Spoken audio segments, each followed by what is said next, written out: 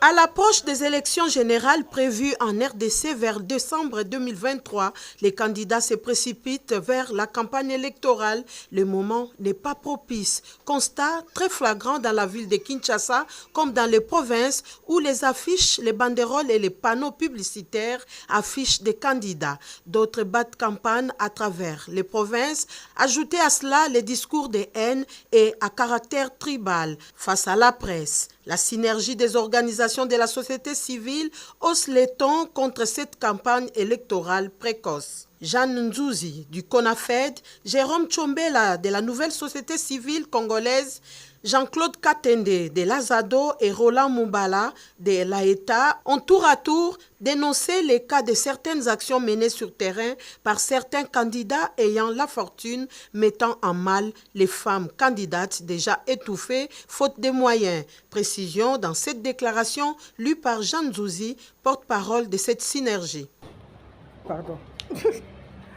Déclaration de la synergie face au comportement des candidates et candidats aux élections de décembre 2023 en RDC.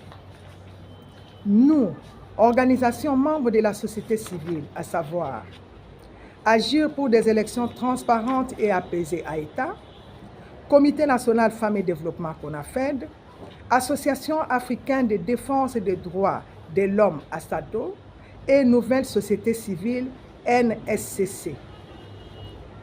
Avons constaté qu'après la publication des listes définitives des candidats présidents de la République, députés nationaux et députés provinciaux, il s'observe une certaine effervescence dans les rues de Kinshasa particulièrement et dans certaines agglomérations des provinces.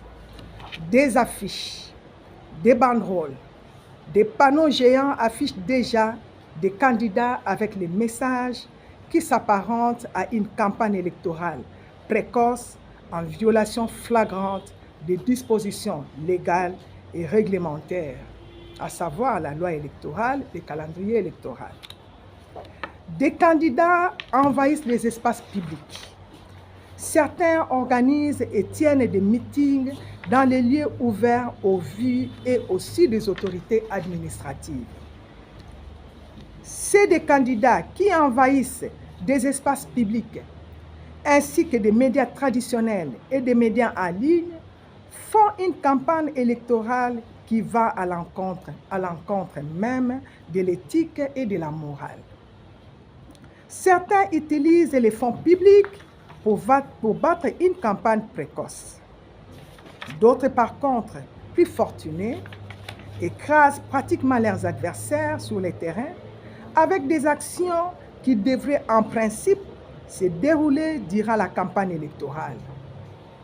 Et dans la plupart des cas, des femmes candidates se sentent déjà étouffées faute de moyens conséquents.